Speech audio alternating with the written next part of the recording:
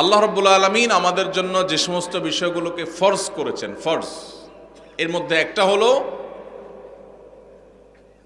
আমাদের মৃত্যুর পর আমাদের সম্পদে আমাদের রক্ত সম্পর্কীয় আত্মীয়দেরকে এক একজনকে এক এক হিস্সা বা অংশ আল্লাহ তাআলা নির্ধারণ করে দিয়েছেন কোরআনে।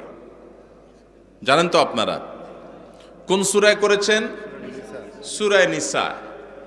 কোরআনের সবচেয়ে বড় আয়াত, সবচেয়ে দীর্ঘ আয়াত।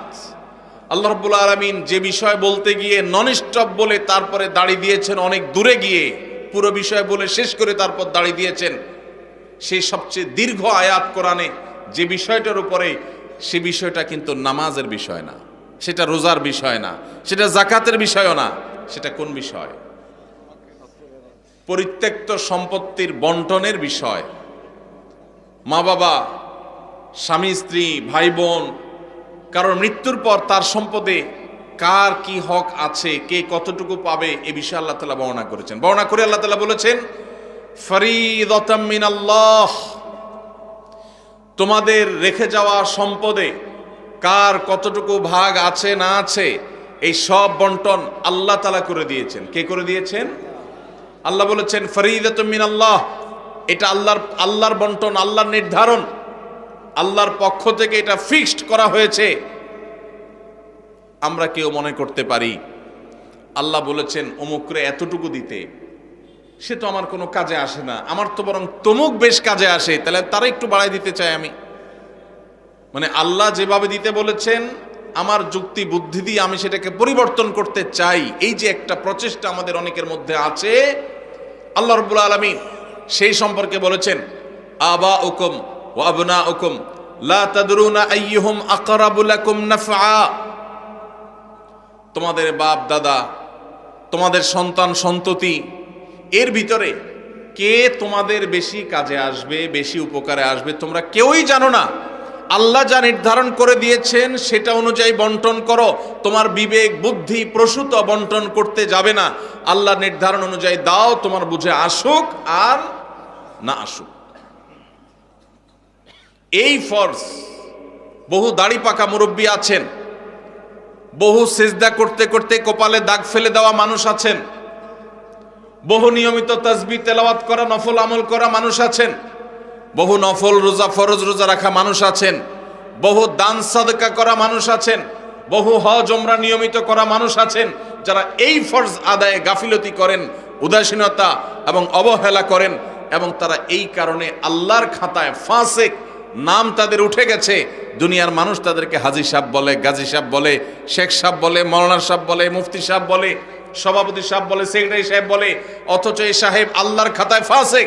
কারণ সে তার বাবার সম্পদে, তার দাদার সম্পদে আল্লাহ তাআলা যাকে যতটুকু হিস্সা দিতে বলেছেন সেটাকে পাই পাই করে আল্লাহর নির্দেশ অনুযায়ী বন্টন করে নাই।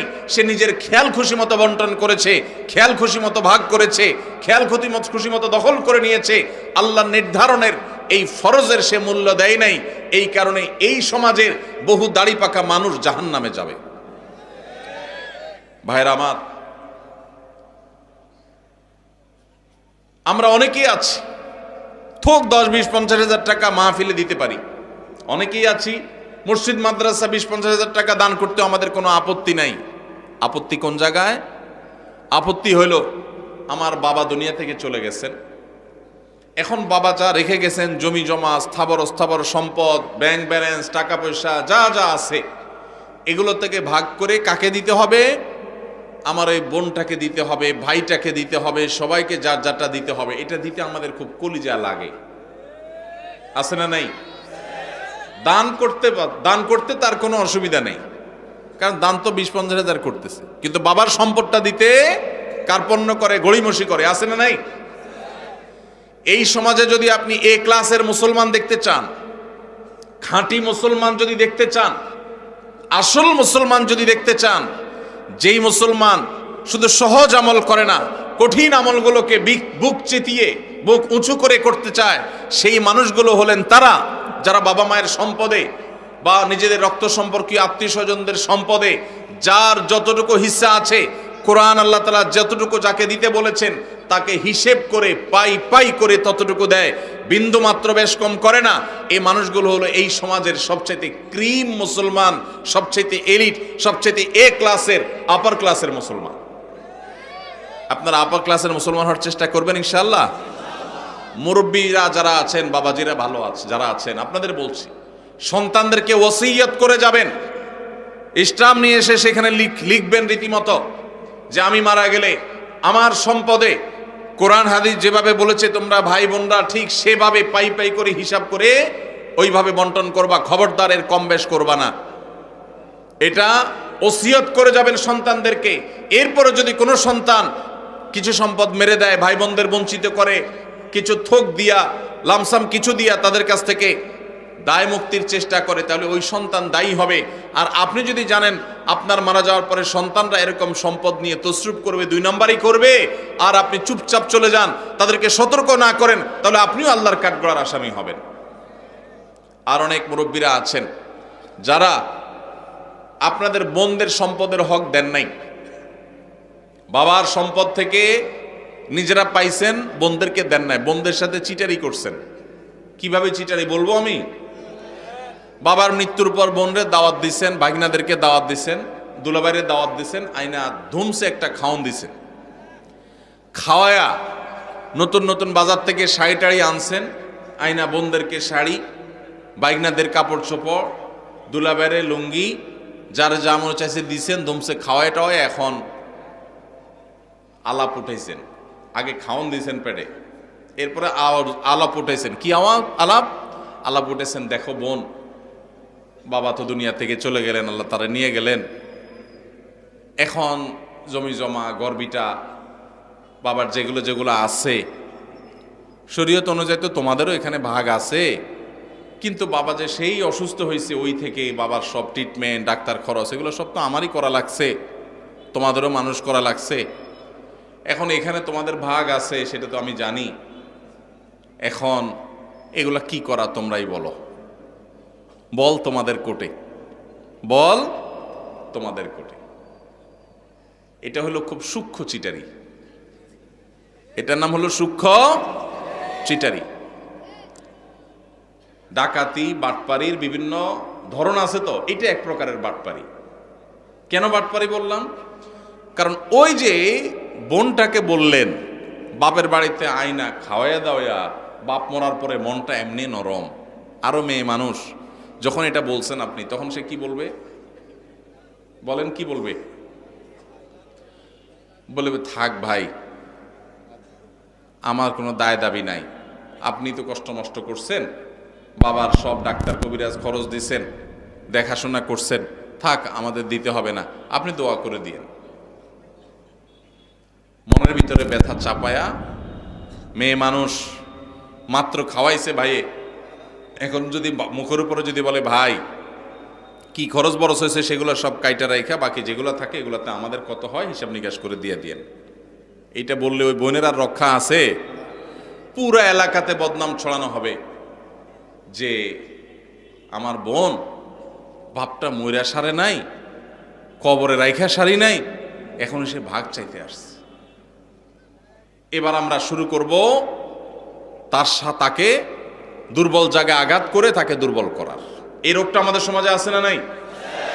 মুরব্বীরা বাবাজিরা যারা আছেন কান খাড়া করে শুনে রাখেন, লম্বা দাড়ি নিয়া, তসবি তালিল নিয়া, নামাজ রোজা নিয়া ওয়াজ শুনতে শুনতে কানটা ঝালাফালা করে গেছেন, 2 পয়সার কোনো লাভ হবে না। যদি বোনদের হক মেরে থাকেন, কিয়ামতের ময়দানে এই বোন দেখবেন দাঁড়ায় গেছে, এক চুল পরিমাণ ছাড় হবে না। যত আমল করেছেন সব দিয়ে জাহান্নামে যেতে হবে যদি বোনদের হক মেরে থাকেন। এই জন্য বাবারা, এই চিটারি করা যাবে না, ভাইয়েরা এই চিটারি করা যাবে না। যেসব ভাইয়েরা বাবা মার মৃত্যুর পর বোনদের হক দেন নাই, অনেকে মায়ের হক দেয় না, মায়েরও হক আছে। আপনার বাবা মারা গেছেন, আপনার মা তার স্বামীর সম্পদে তার হক আছে না নাই? কয়জন সন্তান বলতে পারবেন যে আমার বাবা মারা গেছে, মাকে হিসাব করে দিয়ে দিছি? কয়জন বলতে পারবেন? এক ভাই হাত তুলছেন। আর আছেন যে মাকে হিসাব করে দিয়েছেন? আরেক ভাই হাত তুলছেন মাশাআল্লাহ, আরেক ভাই হাত তুলছেন, 2-4 জন হাত তুলছেন মাশাআল্লাহ। বেশিরভাগ মানুষ হাত তোলেন নাই। অনেকের হয়তো বাবা আল্লাহ তাআলা বাঁচায় রাখছেন, আরো বাঁচায় রাখুক, আমরা দোয়া করি। কিন্তু যদি দুনিয়া থেকে চলে যায় তাহলে ওলামা ইকরামের কাছ থেকে মাসআলা জেনে কোরআন যাকে যতটুকু দিয়েছে তাকে ততটুকু দিবেন তো ইনশাআল্লাহ? কারা কারা দিবেন হাত তোলেন, হাত তোলেন, পাক্কা নিয়ত করে হাত তোলেন, আন্দাজে হাত তুলবেন না। সম্পদের লোভ করব না, বলেন সম্পদের লোভ। আল্লাহর দেওয়া বন্টন অনুযায়ী পাই পাই করে সবাইকে বুঝাই দেব ইনশাআল্লাহ। আল্লাহ আমাদের সব ভাইকে তৌফিক দান করুন। ভাই, বরকতের মালিক কে? বরকত দেওয়ার মালিক কে? আল্লাহ। যদি বরকতের মালিক এটা বিশ্বাস করেন তাহলে আপনার বাবার সম্পদে, মায়ের সম্পদে, ভাইয়ের সম্পদে, বোনের সম্পদে, আপনাদের পরস্পরের সম্পদে তার মৃত্যুর পর যার যতটুকু পাওনা আছে আল্লাহ বলছে তাকে 1/3 দাও, আল্লাহ বলছে তাকে 50% দাও, আল্লাহ বলছেন কাকে এতটুকু দাও, আরেকজনকে এতটুকু দাও, যাকে যতটুকু দিতে বলেছেন তাকে ততটুকু যদি দিয়ে যান আপনি ফকির হয়ে যাবেন, অভাবী হয়ে যাবেন, আপনার সব শেষ হয়ে যাবে। এটা কোনো মুসলমানের বিশ্বাস হতে, আল্লাহর নির্দেশ অনুযায়ী যার যতটুকু পাওনা যদি আমি দিয়ে দেই আল্লাহ তাআলা আমাকে বরকত দিবেন না দিবেন না? আর আল্লাহ যখন বরকত দেন তখন অল্পতে অনেক হয়ে যায়, আর আল্লাহ যখন বরকত দেন না তখন পাহাড় পরিমাণ সম্পদ থাকলেও মানুষ অভাবী আর ভিখারি থাকে। ভাইরা আমার, আল্লাহ সম্পদও দিয়ে দেয় আবার ক্যান্সারও দিয়ে দেয়, দেয় না? দেয় না? বরকত এবং কল্যাণ ভিন্ন জিনিস। এজন্য যুবক ভাইরা যারা আছেন তাদেরকে বলবো, নিয়ত করে নেন, ছোট লোকই করবেন না, নিচু চিন্তা করবেন না। যেসব ভাইরা মনে করেন যে বাবার জন্য আমি তো অনেক খরচ করছি তাহলে আমি সব সম্পদ রেখে দিব, জি না। বাবার জন্য খরচ করা আপনার নৈতিক দায়িত্ব। আপনার যদি টাকা থাকে তার ট্রিটমেন্ট খরচ দাঁড়ানো আপনার দায়িত্ব। এর মানে এই না যে বাবার সম্পদ থেকে আপনি সেটা কাটাকাটি করবেন। হ্যাঁ, যদি এমন থাকে যে বাবার সম্পদ ক্যাশ টাকা আছে সেটা ট্রিটমেন্ট করা যায় তাহলে সেটা দিয়ে আপনি বাবার ট্রিটমেন্ট করেন, কোনো অসুবিধা নাই। বাবার যদি না থাকে আর আপনার থাকে, সন্তান হিসেবে আপনার উপরে ফরজ বাবার ভরণ পোষণ দেওয়া। অতএব সেটার জন্য ভিটা মাটি এগুলো সব রেখে দিবেন, এটা করা যাবে না। প্রয়োজনে সেগুলা জমজমা বিক্রি করে বাবার ট্রিটমেন্ট করবেন। এরপরে যেটা ঠিকবে সেটা বন্টন করবেন। বোনরা নিতে না চাইলেও জোর করে দিবেন, দিবেন তো ইনশাআল্লাহ? ফুফুদের হক, বোনদের হক, ভাইদের হক পাই পাই করে দিবেন। অনেক বড় ভাই আছে চান্স পাইলে ছোট ভাইদের ল্যাং মারে ছেড়ে দেয়, নিজেরা সব দখল করে নেয়, আছে না নাই? আল্লাহকে ভয় করেন। এই ফরজটা অবহেলিত ফরজ, নামাজের ফরজ অনেকে আদায় করেন। আমার কাছে নালিশ আসে, অনেক ফ্যামিলির বিভিন্ন ভাইরা নালিশ নিয়ে আসেন, ভাইয়ে হক মেরে দিস, যে হক মারছে তার দাড়ি মাশাআল্লাহ একেবারে পেট পর্যন্ত চলে আসছে, কিন্তু হক মারতে তার বুকও কাঁপে নাই। এইরকম 2 নম্বর দাড়িওয়ালা মানুষ আছে না নাই? এই 2 নম্বর দাড়ি আল্লাহর কাছে অ্যাকসেপ্ট হবে। এখন আবার নতুন এক শয়তানি শুরু হয়েছে, সেটা হলো আল্লাহ রাব্বুল আলামিন বাবা মায়ের সম্পদে ছেলেদেরকে মেয়েদের দ্বিগুণ সম্পদ দিতে বলেছেন, ভাগ দিতে বলেছেন। মেয়েরা যদি টোটাল সম্পদের 10 টাকা পায় একজন মেয়ে, তাহলে একজন ছেলে পায় 20 টাকা। এখন আমাদের দেশে কয়দিন পরপরই কিছু সুশীল আছেন যারা আল্লাহর কোরআনেরও সংশোধন করতে চায়, নাউজুবিল্লাহ। তারা দাবি তোলে যে সমান অধিকার দিতে হবে, এবং সমান অধিকার কথাটা শুনতে বেশ সুন্দরই শোনা যায়, ভালোই লাগে। আমরা অনেকে বিভ্রান্ত হয়ে যাই। তাই তো একই বাবার সন্তান হয়ে মেয়ে যদি 1 আনা পায়, ছেলে কেন 2 আনা পাবে? ছেলেও সন্তান, মেয়েও সন্তান, তাহলে মেয়ে 1 আনা পাবে, ছেলেও 1 আনা পাবে, এমন হওয়া দরকার। মেয়ে 1 আনা পাবে, ছেলে 2 আনা পাবে, এটা কেন? বাহ্যিকভাবে এটা মনে হয় বৈষম্য করেছে। ভাইরা আমার, আমরা সবাই জানি আল্লাহ রাব্বুল আলামিন যত ফ্যামিলির খরচ আছে এসব খরচগুলো ছেলেদের উপরে বর্তাইছে না মেয়েদের উপরে বর্তাইছে? স্বামীর উপরে না স্ত্রীর উপরে? স্বামীর উপরে। কত রকমের খরচ? সব রকমের খরচ। বিয়ে করবে মেয়ের বিয়ে হবে, বিয়ের খরচ কি মেয়ের জোগাড় করা লাগে? কার জোগাড় করা লাগে? বাপের বা ভাইয়ের। ছেলে বিয়ে করবে, খরচ জোগাড় করা লাগে কার? ছেলের নিজের। আরেকজন কয় বাবার। আপনার বাবা আপনার খরচ দিছে? কপালালা মানুষ, তাহলে ভালো বাপ পাইছেন আপনি। ভাইরা আমার, বিয়ের খরচ কে দেয়? ছেলেদের নিজেরা। বিয়ে করার সময় টাকা পয়সা জোগাড় করে বাজার সদাই করে বিয়ে শাদী করলো। শ্বশুরবাড়ি যাওয়ার সময় নতুন বউরে নিয়ে যখন শ্বশুরবাড়িতে যাচ্ছে, মিষ্টি মন্ডা কেনার পর বিলটা কি বয়ে দেওয়া লাগে না জামাই দেওয়া লাগে? তাহলে শ্বশুরবাড়ির মিষ্টির খরচও সে দিল। আবার শ্বশুরবাড়ি বেড়ায় যখন বাবার বাড়ি আসতেছে, এখন বাবার বাড়িতে আসার সময় আবার ফলমূল যা কিনছে টিনছে এগুলোর বিল কে দেওয়া লাগে? ছেলে। তাহলে নিজের বিয়ের খরচও নিজের, শ্বশুরবাড়ির মিষ্টির খরচও ছেলের, আবার বাপের বাড়ির ফলের খরচও তার, বাসা ভাড়াটাও তার, বাজার সদাই খরচও তার, নিজের খরচ তো তার আছেই, বউয়ের খরচটাও তার, ছেলে মেয়ের খরচটাও। তাহলে খরচের বেলা সে 16 আনা, আর পাওয়ার বেলায় মেয়ের চাইতে 1 আনা বেশি। এটাতে কি ছেলেরকে আল্লাহ তাআলা অনেক বেশি দিয়ে ভাষায় দিয়েছেন, আর মেয়েদেরকে আল্লাহ তাআলা ঠকাইছেন? নাউজুবিল্লাহ, এরকম? তাহলে যে সমস্ত মাথা মোটা মানুষরা মনে করেন মেয়েদের প্রতি বৈষম্য হয়েছে, নাউজুবিল্লাহ, তারা মূলত একটা নির্দিষ্ট এজেন্ডা বাস্তবায়ন করতে চান। তারা এত গবেট না যে এই হিসাব বুঝবে না। খরচের বেলা ছেলে 16 আনা, আপনি একজনকে বাজারে পাঠায় বলছেন নাও 10 টাকা দিলাম, এটা আনবা ওইটা আনবা ওইটা আনবা, 4-5টা আইটেম বলে দিলেন, দিয়া বললেন 10 টাকা দিলাম। আরেকজনকে 5 টাকা দিয়ে বললেন তোমার কিছু আনা লাগবে না, যা খুশি করো, নিজে খাও, ফুর্তি করো। কি বলেন? 10 টাকা আলাকে বেশি দিছে না 5 টাকা আলাকে বেশি দিছে? এখন যদি বলে ভাই কেন বৈষম্য করলেন, আমাকে 5 টাকা দিলেন, ওনারে 10 টাকা দিলেন, সমান সমান দেয়া দরকার, এই দাবি কি যৌক্তিক না অযৌক্তিক? এই অযৌক্তিক দাবি বিভিন্ন সময় আমাদের সমাজে কিছু সুশীলরা, নামধারী কিছু সুশীলরা তারা তোলে। এরা কেন তোলে? আমি যদি বলছিলাম একটা দুর্বিসন্ধি আছে। সেই দুর্বিসন্ধিটা কি? আমাদের এই সাবকন্টিনেন্টে মুসলমান তো মুসলমান, আমাদের হিন্দু ভাইরা, খ্রিস্টান ভাইরা, বৌদ্ধ ভাইরা, এই অঞ্চলের সব ধর্মের মানুষদের একটা কমন কালচার আছে। সেটা কি? সেটা হলো পুরুষরা তারা বাহিরের জগৎটা দেখভাল করে, টাকা পয়সা কামাই করা, রুজি রোজগার করা, যা লাগে সব বাহিরের সব দেখে, বাজার সদাই সব দেখে, আর ভেতরের সাইডটা কে দেখে? মহিলারা দেখে। এটা হলো আমাদের সাবকন্টিনেন্টের ধর্মীয় এবং আমাদের সামাজিক কালচার। এবং এটা আমাদের কালচার বললে ভুল হবে, এটা মানব সভ্যতার শুরু থেকে চলে আসা একটা কালচার।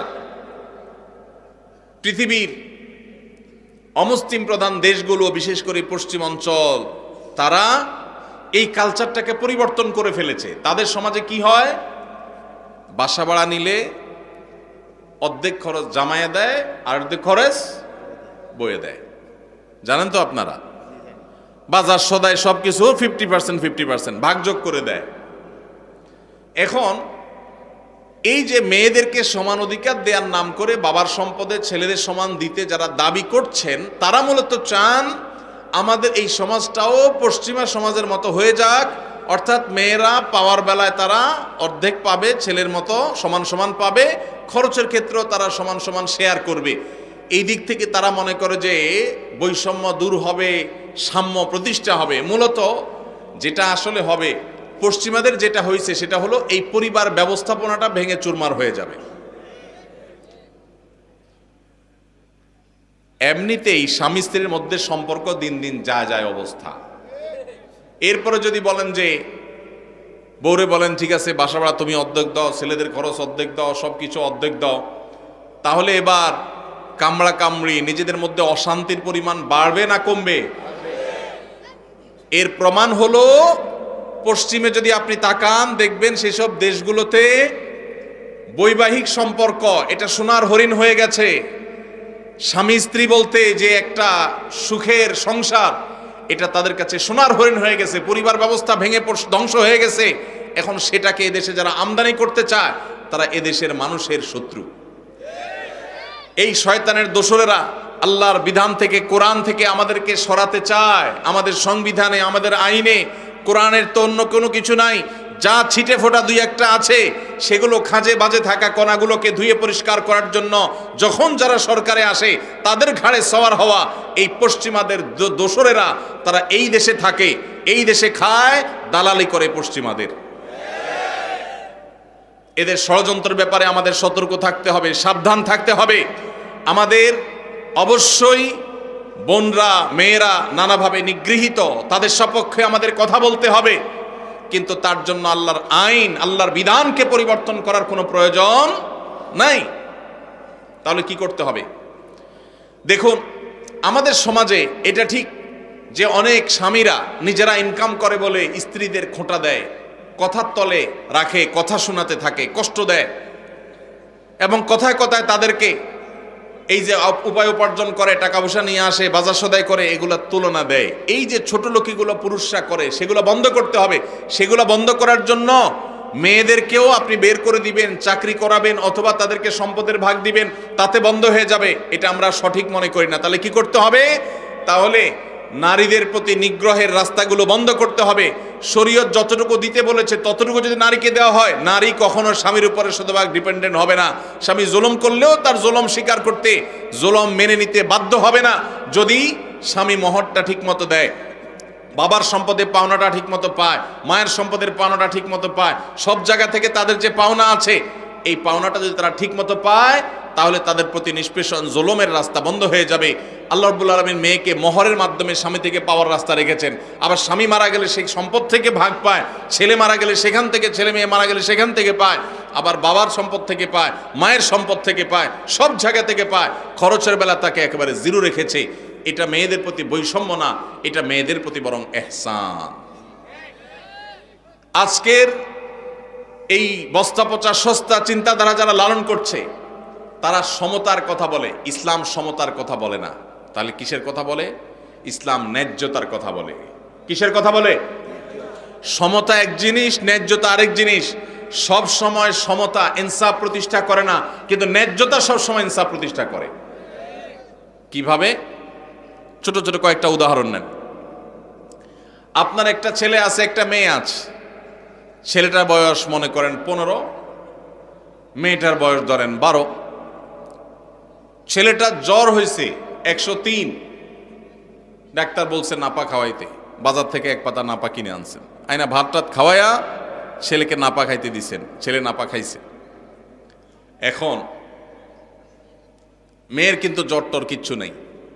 হঠাৎ করে আপনার মাথায় ভূত চাপলো, আমাদেরকে তো সমতা প্রতিষ্ঠা করতে হবে। তাহলে আমার সন্তান, ছেলেও আমার সন্তান, মেয়েও আমার সন্তান, একটারে নাপা খাওয়াইলাম, আরেকটাকে খাওয়াইলাম না, এটা তো জুলুম হইল। এই জন্য মেয়েরে বলছেন হা কর, হা কর, হা করায় আপনার সুস্থ সবল মেয়েটারে আপনি নাপা খাওয়াই দিলেন। সমতা এখানে হয়েছে না হয় নাই? কি হয় নাই? ওয়াজ কি বুঝে শুনে কথা বলেন না, না বুঝে জবাব দেন। সমতা হয়েছে না হয় নাই ভাই? সমতা হয় নাই? ছেলের একটা নাপা খাওয়াইছে, মেয়ের একটা নাপা খাওয়াইছে, সমতা হয়েছে না? কিন্তু ইনসাফ কি হইল? ইনসাফ কি হইল? জুলুম হয় নাই? সুস্থ মানুষকে নাপা খাওয়ায় কিডনি নষ্ট করার কাম হয় নাই? ভাইরা আমার, ইসলাম সমতার কথা বলে না। সমতা বললে শুনতে খুব মুখরোচক শোনা যায়, সব জায়গায় সমতা হইলে ভালো হয় না। ন্যায্যতাটা সবসময় ভালো হয়। আল্লাহ ন্যায্য দিতে বলেছেন, ন্যায্য যার যতটুকু দরকার। একটা ছেলে 20 বছর বয়স, আরেকটা 10 বছর। ঈদ আসতেছে, রমজানে মার্কেটে যায় কেনাকাটা করলে আমল নষ্ট হবে, এই জন্য আগে ভাগে ঈদের জামা কিনতে গেছেন। এখন যা জামা কিনে ফেলছেন, একটা পাঞ্জাবি, 2টা পাঞ্জাবি কিনছেন। যেহেতু আপনার মাথায় ভূত ঢুকছে, ওই যে পশ্চিমের ভূত, যে সমতা প্রতিষ্ঠা করতে হবে, সমান অধিকার দিতে হবে, সেজন্য কি করছেন? জামা কিনতে যায়, জামাতে কিনতে গিয়ে দোকানদারে বললেন, ভাই আমারে 2টা জামা দেন, সেম ডিজাইনের, সেম কালারের, সেম সাইজের। 2টা জামা নিয়ে আসলেন। আইনা 20 বছরের ছেলেরে যে পাঞ্জাবি দিলেন, একই সাইজের পাঞ্জাবি 10 বছরের ছেলেরাও দিলেন। সমতা কি হয়েছে না হয় নাই? ন্যায্যতা কি হয়েছে? ইনসাফ কি হয়েছে? এটা ছোট ছেলের সাথে তামাশা হয়েছে নাকি হাদিয়া দেওয়া হয়েছে? তামাশা হয়েছে। অতএব আল্লাহর বিধানকে যদি কেউ পরিবর্তন করে তথাকথিত সমাজ সমতা প্রতিষ্ঠা করতে চায়, তাহলে সেটা দেখতে মনে হবে, শুনতে মনে হবে যে অনেক ভালো কিছু করেছে, আসলে সেটা হবে সবচাইতে ক্ষতিকর।